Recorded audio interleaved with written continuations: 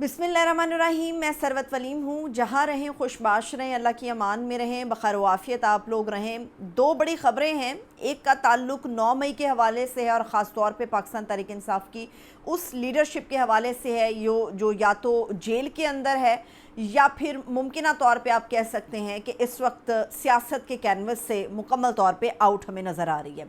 इसके ऊपर मैं आप लोगों के साथ डिटेल शेयर करने जा रही हूँ, मगर इसके अलावा आपको ये भी बताऊँगी कि पाकिस्तान तहरीक इंसाफ के हिस्से के अंदर जो कानूनी लिहाज से मखसूस नशिस्तें लिख दी गई हैं 8/5 के फ़ैसले के अंदर, इस वक्त 2 जजेस का इख्तलाफी फ़ैसला आया है जिन्होंने 29 सफ़ात थे जो कि काले कर दिए इख्तलाफ करते करते, मगर इस इख्तलाफ के अंदर कोई वजूहात उनकी सामने नहीं आ सकी कि वो ये इख्तलाफ क्यों कर रहे हैं। बस वो कोसते रहे, बस वो बुरा भला कहते रहे, बस वो तनकीद करते रहे। इन 2 जजेस ने कोई दलील, कोई ठोस किस्म की बात, सबूत कुछ पेश नहीं किया। ये मैं आप लोगों के साथ तफसील शेयर करती हूँ। सबसे पहले इस वक्त पुलिस की तरफ से 9 मई से रिलेटेड लोगों के कुछ चीज़ें सामने लाई गई हैं जिसमें ये साबित करने की कोशिश की गई है कि जो ये लीडरशिप है या जिनको अभी जेल में रखा है वो भी मैं आपको बताती हूँ। इन लोगों ने बाकायदा तौर पे उन तमाम मुजरिमों से रब्ता कायम किया था जिन्होंने लाहौर के अंदर कोर कमांडर हाउस को या जिना हाउस को जला डाला, बसम कर दिया जला के। ये वो लोग थे जो राब्ते के अंदर थे। इन्होंने कुल मिला के 8 मार्च की डिटेल शेयर की है पुलिस ने और 9 मई के हवाले से वो बताते हैं कि 215 मरतबा ये कॉल्स गई। 8 मार्च से एक सिलसिला शुरू हुआ और 9 मई तक चलता है। इसमें किस लीडरशिप ने कितनी कॉल्स की और मुजरिमों के साथ ये मुकम्मल राब्ते में थे, ये बताती हूँ मैं आपको। पहली बात तो ये कि इसमें सबसे अव्वल जो है वो डॉक्टर यास्मीन राशिद साहिबा का नाम लिखा गया है और डॉक्टर यास्मीन के हवाले से बताया जा रहा है कि 9 मई को जब जलाओ घिराव हुआ कोर कमांडर हाउस या जिना हाउस में, उस वक्त में, और 8 मार्च को जो कुछ ज़मान पार्क में हुआ इमरान खान साहब के घर के अंदर, इस दौरान उन्होंने मुकम्मल जो टोटल कॉल्स थी इन तमाम राब्तों में वो 41 मरतबा उन्होंने टेलीफ़ोन अपना घुमाया या फ़ोन पे बटन दबाए, वटेवर। उसके बाद वो कहते हैं जो दूसरे नंबर पे इस वक्त पीटीआई की लीडरशिप में है वो हम्माद अज़हर हैं। याद रहे डॉक्टर यास्मीन राशिद इस वक्त जेल में हैं और हमारे सामने उनके बाकायदा वीडियो सबूत हैं जिसमें वो लोगों को मना कर रही हैं कि आपने कोर कमांडर हाउस नहीं जाना। उसके बाद नंबर आता है हम्माद अज़हर का। हम्माद अज़हर भी 8 मार्च और 9 मई के हवाले से राब्तों में थे। हम्माद अज़हर ने कुल मिला के इतने सारे वक्त के अंदर 10 मरतबा जो है वो राब्ता अपना किया मुजरिमों से भी और ज़मान पाक के अंदर जो कुछ 8 मार्च को हुआ। हम्माद अज़हर इस वक्त जो है वो पंजाब तो आ नहीं सकते, वरना पंजाब की जो लीडरशिप थी और पंजाब का पूरा ग्रुप था इसको लीड हम्माद अज़हर कर रहे थे। हम्माद अज़हर इस वक्त पंजाब में नहीं हैं, वो पंजाब में नहीं आ सकते, आएंगे अरेस्ट हो जाएंगे। वो इस वक्त केपी के अंदर हैं और वहाँ से बैठ के बज़रिया ट्वीट या सोशल मीडिया वो कुछ ना कुछ इंस्ट्रक्शंस देते रहते हैं। इसके बाद नंबर आता है मियाँ महमूदुर रशीद साहब का। महमूदुर रशीद साहब जो हैं ये पंजाब के खिलाड़ी हैं, पीटीआई के बड़े सरगर्म आदमी हैं और मियाँ महमूदुर रशीद याद रहे इस वक्त जेल के अंदर हैं। 8 मार्च और 9 मई के दौरान सबसे ज़्यादा कॉल्स जो पीटीआई लीडरशिप्स में गई हैं वो मियाँ महमूदुर रशीद साहब की हैं। 75 कॉल्स की गई हैं।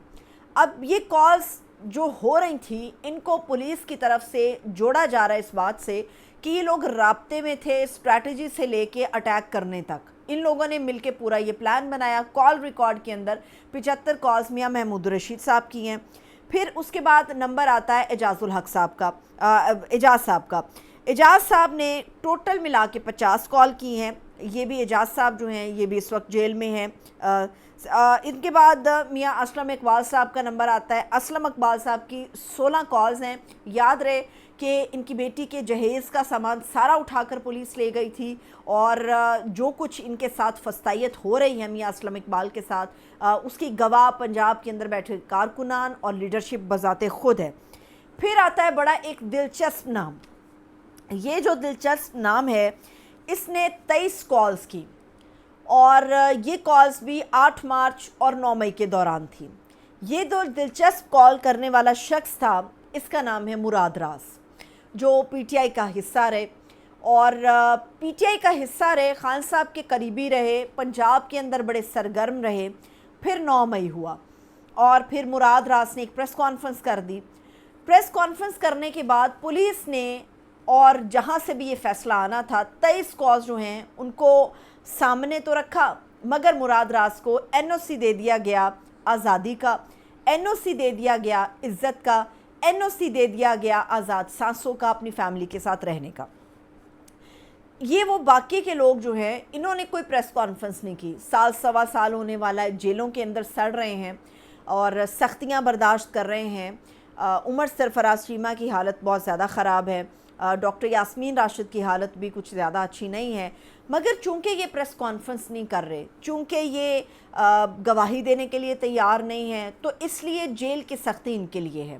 اندلیب عباس صاحبہ جو ہیں وہ پی ٹی آئی میں بڑا بڑھ چڑھ کے اپنی صحت سے زیادہ ہمیشہ کرتی رہی ہیں پارٹیسپیٹ، لیکن جس وقت یہ پورا پراپیگنڈا ہو رہا تھا یا جس وقت یہ سب فستائیت ہو رہی تھی اس میں اندلیب عباس صاحب کو بھی آزادی کا این او سی ملا. حالانکہ جس گاڑی کی چھت پہ بیٹھ کے اندلیب عباس صاحبہ یہ بڑے بڑے نعرے لگا رہی تھی اس کو ڈرائیو کرنے والی ختیجہ شاہ تھی. ختیجہ شاہ کی جگہ جیل میں اس لیے بنی کیونکہ وہ پی ٹی آئی چھوڑنے کے لیے تیار نہیں تھی، خان کے خلاف جانے کے لیے تیار نہیں تھی، کوئی پریس کانفرنس کرنے کے لیے بیان دینے کے لیے تیار نہیں تھی. اندلیب عباس آزادی سے اپنی سانسیں اس لیے لے رہی ہیں کیونکہ چھت پہ بیٹھ کے نعرے انہوں نے ضرور لگائے، لوگوں کو ابھارا بھی، جوش بھی دلایا، ولولہ بھی دیا، خون گرم کیا، لیکن اس کے باوجود این او سی آزادی کا اس لیے ہے کیونکہ عمران خان اور پی ٹی آئی سے انہوں نے اپنے راستے جدا کر لیے ہیں. یہ وہ ساری چیزیں ہیں اور یہ قانون کی امپلیمنٹ جو ہم دیکھ رہے ہیں یا جو ہم سختیاں دیکھ رہے ہیں یا ہم کیسز دیکھ رہے ہیں بشمول عمران خان اور بشریٰ بی بی، اس کی وجہ یہ ہے کہ یہ لوگ اپنے نظریے سے پیچھے ہٹنے کے لیے تیار نہیں ہیں اور اسی لیے سختیوں کا یہ ایک انبار جو ہے یہ پولیس نے اپنا پورا فیس کر کے سامنے لے کر آئی ہے. اب آتے ہیں 9 مئی کے بعد چیزیں آٹومیٹکلی تبدیل ہوئی. اس میں مخصوص نشستیں 8 فروری کے بعد ایک بہت بڑا ہنگامہ تھا، اس کو سارٹ آؤٹ کیا گیا سپریم کورٹ آف پاکستان کی طرف سے. 8/5 کا ایک فیصلہ آیا. 8 ججز نے کہا کہ یہ مخصوص نشستیں، میں آپ کو بہت گہرائی میں نہیں لے کر جا رہی، میں آپ کو ذرا بنیادی چیزوں سے آگاہی دوں گی جس سے کیس سمجھ میں آسانی ہوگی. 8 ججز یہ کہتے ہیں کہ یہ مخصوص نشستیں آئینی اور قانونی لحاظ سے پاکستان تحریک انصاف کا رائٹ ہے، کیونکہ ہم نے جو بلہ چھیننے کا فیصلہ کیا سپریم کورٹ میں قاضی صاحب نے، اس کی غلط تشریح الیکشن کمیشن نے کی اور اسی وجہ سے یہ پورا وبال بنا.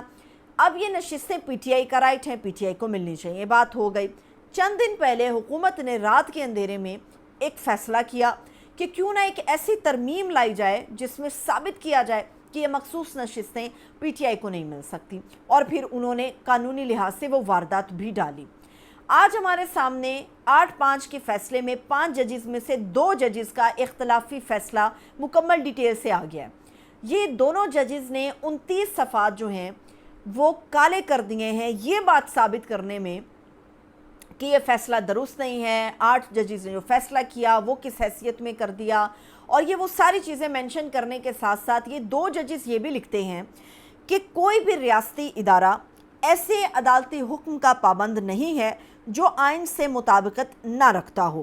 سوال یہ ہے، جو سب سے امپورٹنٹ چیز ہے، وہ اختلاف تو کر رہے ہیں 8 ججز کے اکثریتی فیصلے کو ماننے کے لیے تیار بھی نہیں ہے، مگر اپنے اس 29 صفحات میں انہوں نے کہیں پر یہ مینشن نہیں کیا کہ کیا ایسی ٹھوس وجہ ہے کہ ان 8 کے فیصلے کو ریاستی ادارے کو تسلیم نہیں کرنا چاہیے، یعنی کہ یہ مخصوص نشستیں پی ٹی آئی کو نہیں ملنی چاہیے. اب یہ اختلافی فیصلہ آ گیا ہے، مگر جو سب سے بنیادی چیز ہے وہ 8 ججز کا یا اکثریتی فیصلہ ہے جس کی تفصیل ابھی تک ہمارے سامنے نہیں آئی، جس کا سامنے آنا سب سے زیادہ ضروری ہے. اب سوال اٹھتا ہے کہ اس اختلافی نوٹ کے بعد کیا ہوگا. ہونا تو وہی ہے جو قانونی لحاظ سے ہوگا، قانون کے مطابق اکثریت کا فیصلہ تسلیم کیا جاتا ہے، یعنی کہ 8 ججز کے فیصلے کو مانا جائے گا. اب ان 2 ججز نے جو کارروائی ڈالی ہے اس کا فائدہ کون اور کیسے سمیٹے گا. یہ 2 ججز نے، جیسے میں نے کہا کچھ دن پہلے رات کے اندھیرے میں ایک واردات ڈالی گئی کہ یہ نشستیں پی ٹی آئی سے لے لی جائیں اور لا امینڈمنٹ کیا گیا. اب یہ 2 ججز کے فیصلے کو بنیاد بناتے ہوئے اب جو گیند حکومت کے کورٹ میں ڈالی گئی ہے، اب یہ حکومت کی ذمہ داری ہے کہ اس نے اس گیند سے بولڈ ہونا ہے، یا اس نے اسے چھکا لگانا ہے۔ لیکن بظاہر ایسا نظر آ رہا ہے کہ ان دو ججز نے اپنا تفصیلی اختلافی فیصلہ شیئر کرنے کے ساتھ حکومت کو ایک راستہ دکھا دیا۔ اب یہ حکومت کا کام ہے کہ حکومت کس طرح سے پی ٹی آئی کے گھر میں گھس کے یہ مخصوص نشستیں واپس لے کر آتی ہے۔ تو اب انتظار رہے گا 8 ججز کے اس اکثریتی فیصلے کا، جس کے اندر ہمیں صرف ایک دوسرے کے فیصلے کی تائید نظر نہیں آئے گی، بلکہ وہ ٹھوس وجوہات بھی دیکھنے اور سننے کو ملیں گی جن کی بنیادوں پہ پاکستان تحریک انصاف کو ان مخصوص نشستوں کا اہل قرار دیا گیا ہے۔ مجھے اجازت دیں، اپنا خیال رکھیں، خدا حافظ۔